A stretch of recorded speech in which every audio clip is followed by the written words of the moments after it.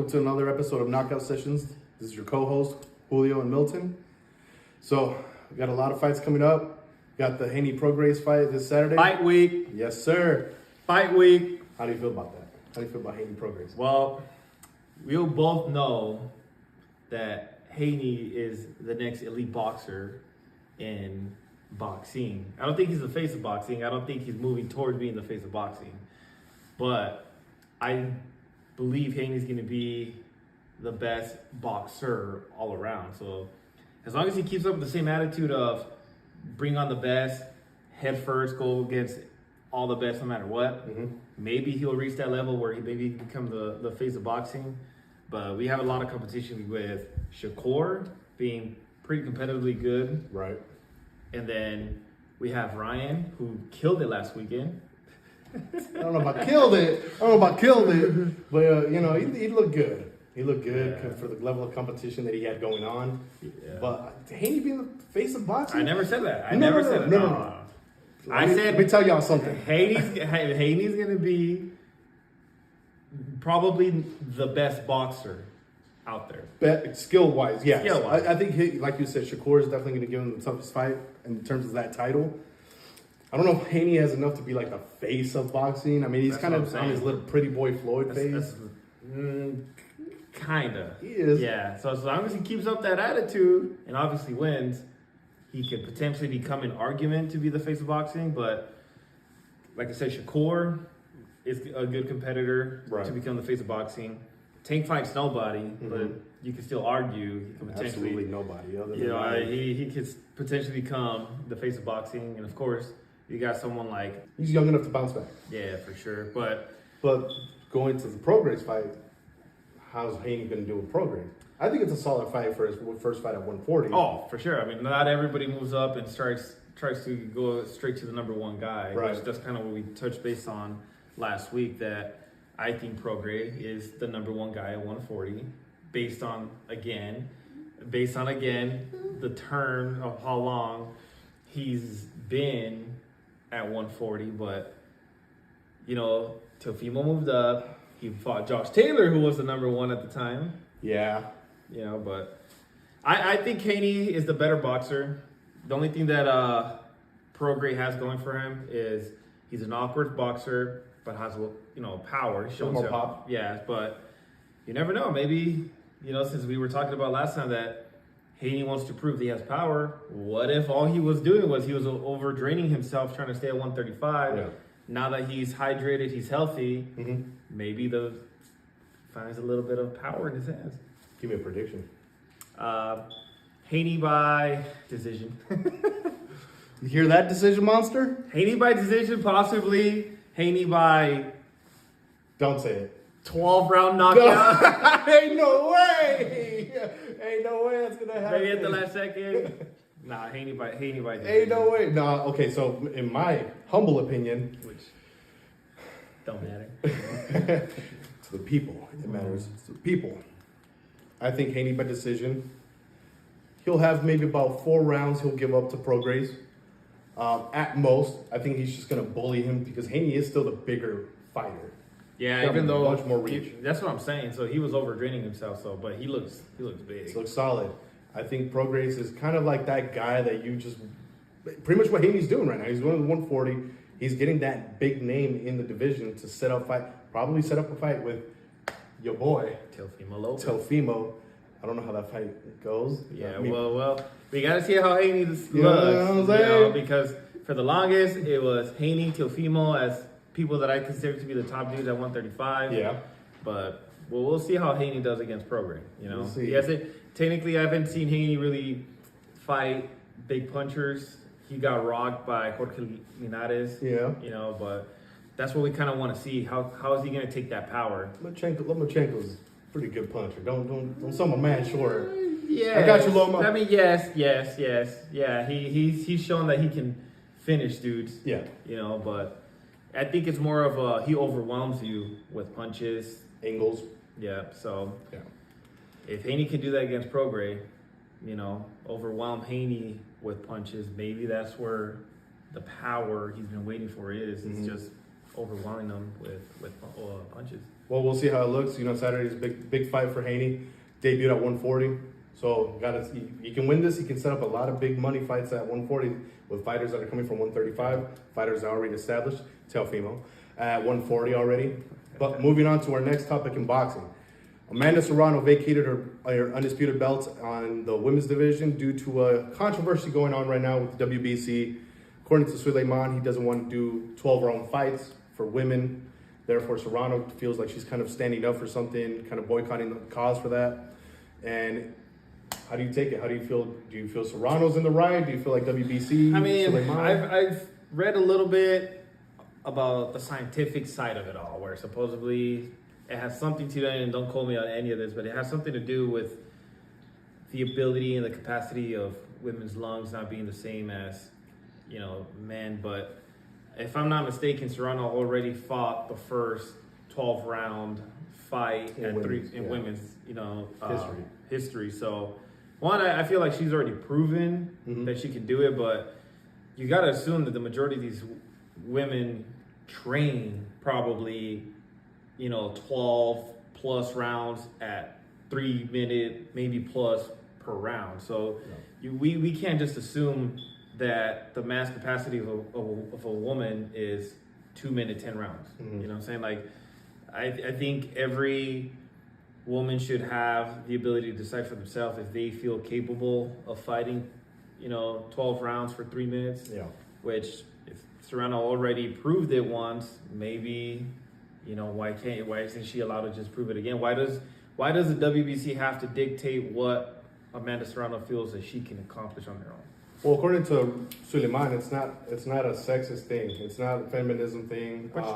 Nobody was saying it was. I'm just saying based on the little bit of scientific that No, but Serrano, the way she's kind of putting it out there is kind of making it seem kind of like as if Suleiman's kind of making it a feminist thing. But here's the thing. I mean, me personally, I agree with Serrano. She believes that the fight should be 12 rounds because, one, I feel like women's sports at this point have kind of earned the right to kind of be in the same level field as men's sports. Yep. I mean, if anything, a lot of the best fights we get in boxing are from women. So I feel like if the WBC is kind of having an issue with that, they kind of need to see what's going on in the whole changing of the guard as far as women's sports. You look at the UFC. The women are having 3-rounders and 5-round fights. There's no cap on how their time limit is going to be spent. Therefore, and kind of the same scientifics can be used for women in the MMA that you can use in boxing, as far as like their lungs and their whole thing. Now, if there was like a CTE problem for women, then I could see where like WBC is coming from. Yeah. But the thing is, there's really no reports of that. And if anything, like you said, Serrano's breaking through the mold, having that first ever all-women 12-round fight. Yep. So why stop it? I mean, if maybe there was more data to like emphasize, maybe it's not good for women to be fighting these same amount of fights as males, or just in general, then yeah. Which was what I was gonna say. It's like, I feel that the WBC should come out with more maybe facts before they just try to pressure the women to just fall in line. Because like you said, I feel like these last couple of years, women have really shown the desire to try to be the best they can be. They're more likely to make big fights in the women's boxing than what we see a lot of times in the men's side.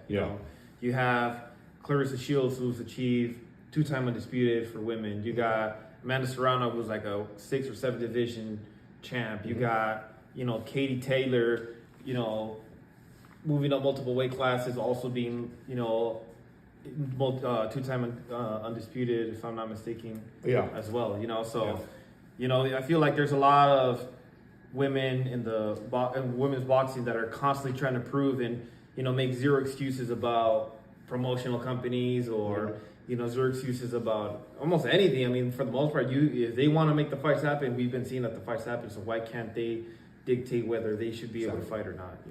Yeah. So, I mean, hopefully, there can come some sort of resolution. It is kind of, bad for the sport that we have one of the top female fighters, vacate the belts. Yeah. Because we had some big fights for Serrano. We wanted that rematch with Katie Taylor. Yeah. So hopefully we'll get. Yeah. So we'll see what happens with that. But moving on, we've got some news about Munguia Ryder. Whew.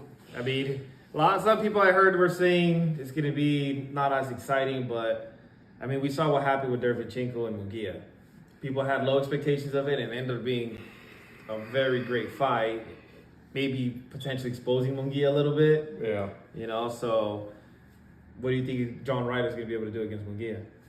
First off, I think a lot of people are mad at the John Ryder Munguia fight. I mean, is it the fight that we wanted from Munguia at this level of competition? Of course not. No, let's be real here. However, John Ryder, the last time we saw John Ryder, he was a game opponent for Canelo. Yep. Canelo, I mean, he could throw the kitchen sink at him and he wouldn't even go down. Exactly. So, I mean, somebody like Munguia, I mean, he hasn't displayed the same kind of power that Canelo has at this age. He's got power, he's got pop to his punches, but he looked very sloppy against Derevchenko. Mm-hmm. So I could see Munguia kind of making a statement. If he can knock out John Ryder, Yep. we got a statement here. Like now we can He finally, did what Canelo apparently could. Yeah. Even though Canelo dropped him, but he didn't actually finish and him. then finish it. Now Munguia can take this man's soul out. Then we can start saying, oh, you know what? He's got some names. He just got a big time knockout against a mutual opponent with Canelo. Because at this stage in their career, or in his career, Jaime Munguia does have some names. He's got his Gabe Rosados. He's got his Sergey Derevchenko. He's about to add John Ryder. He's got Spike O'Sullivan. Like, he's got some solid names in the weight classes that he's fought in. We just haven't seen the Jamal Charlos. We haven't seen the Bubu Andrade. We haven't seen the, Berlangas. That fight was the one that we really probably should have gone. Next, yep. But I feel that Munguia was too much time at 160. And did nothing. Exactly. He lost the opportunity to become a 2-division champ, Yeah. moving up to 168 to potentially become 3. Mm-hmm. So now it's like, I feel like it's a good start with John Ryder, but winning the fight, or assuming he wins the fight with John Ryder, there's no more time to waste. Right after John Ryder, you have to try to make that Berlanga fight happen, no matter what. And because no matter what, him or Berlanga are not getting Canelo next. They don't deserve it. No. David Benavidez for sure should be the next one in line against Canelo. We agree with the people. Yeah. Well, Right. we agree with Mexico too. You know what I'm saying? That is the next fight to make. However, if let's say the Munguia Berlanga fight happens later this year, and we already have the winner of Canelo Benavidez. I mean, later this year's December. You mean later next year? You're right. He's right. Touche. Yeah. So let's assume Munguia Ryder, the winner of that fight will fight the winner of Canelo and Benavidez in May. September, you can really make the winner of Munguia and Berlanga versus the. Actually, I might have it all messed up here. So we got Munguia Ryder coming up in January. We're assuming Canelo Benavidez happens in May.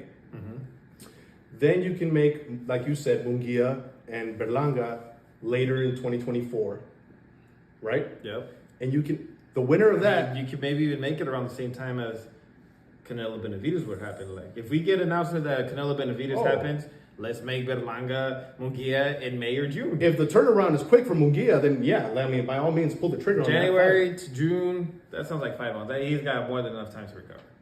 I mean, John Ryder is John Ryder. Canelo became undisputed in 1 year.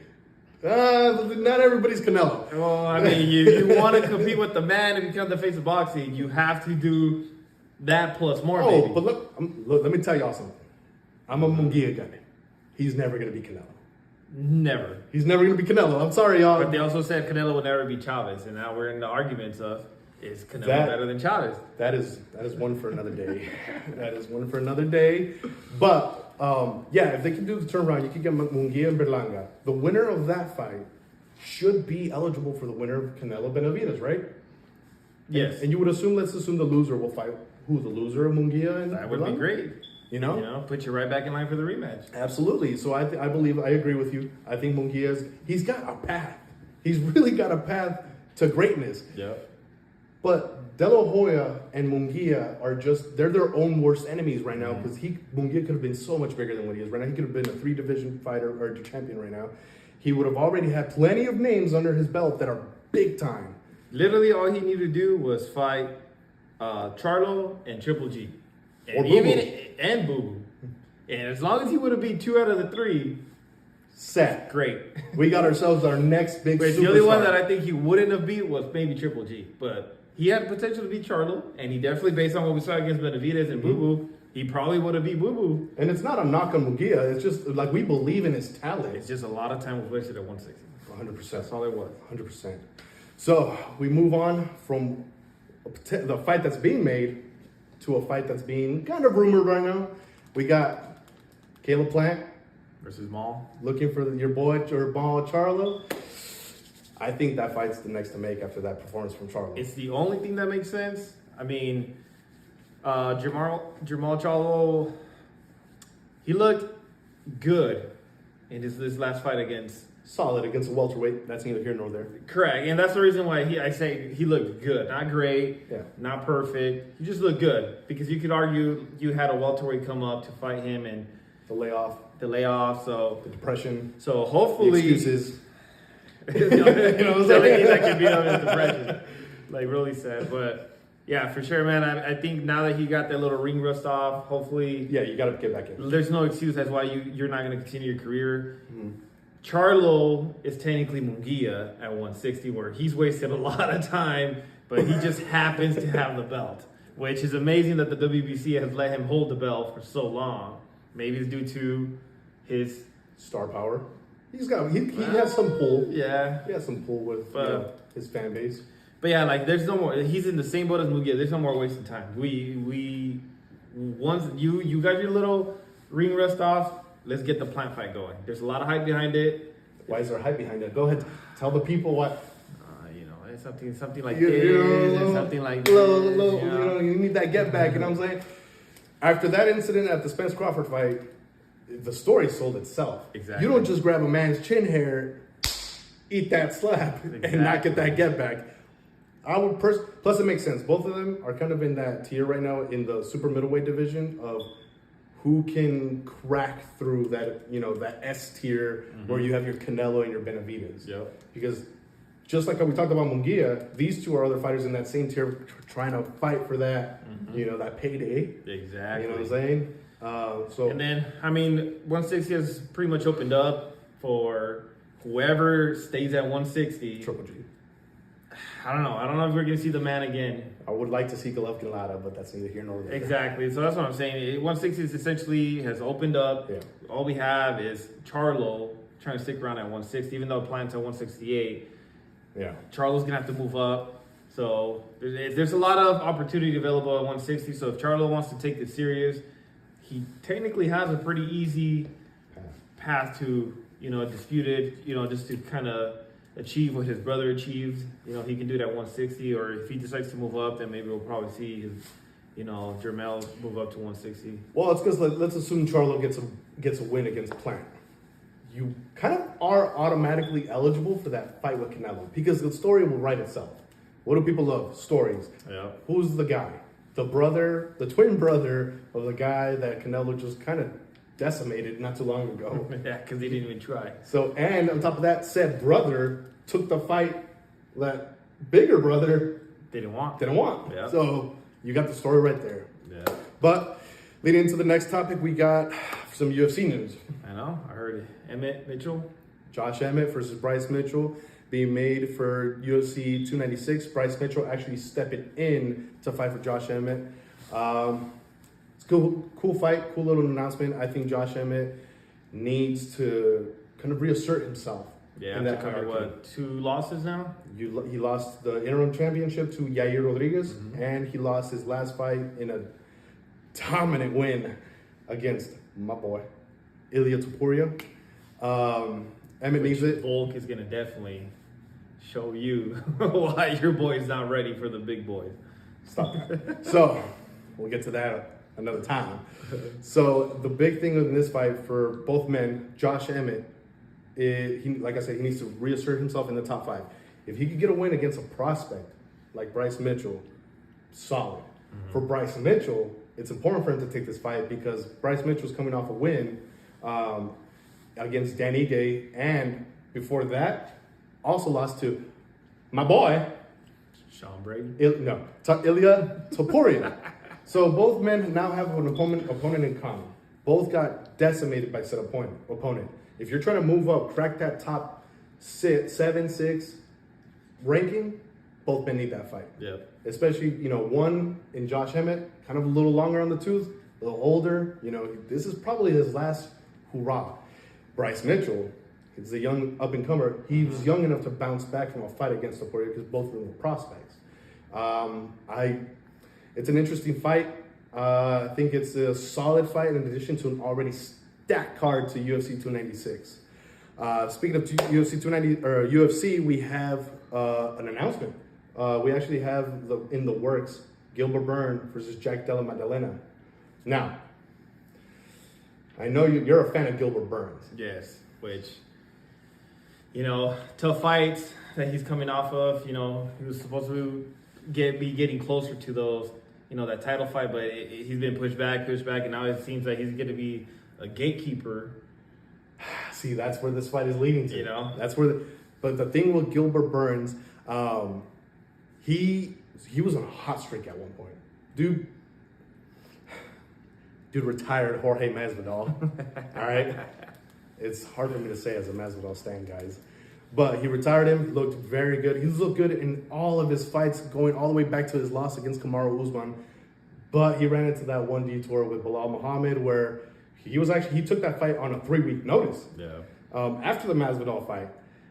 But injured his arm, blew it out. He couldn't fight the rest of the fight. Bilal got the decision. Woohoo, Bilal. And now he has this bounce back against an up-and-coming prospect like a Jack Della Maddalena who's coming off of a big win against Kevin Holland. Now, like you said, it's kind of scary for Gilbert Burns to be taking these fights because he shouldn't become a gatekeeper at such a high level of a point he is in his career. Yeah. We'll see how that fight goes down. It's in the works right now, so if it gets made official, we got a big-time fight between the two and their points in their careers. And final topic today that we would like to talk about, also UFC news, Glover Teixeira,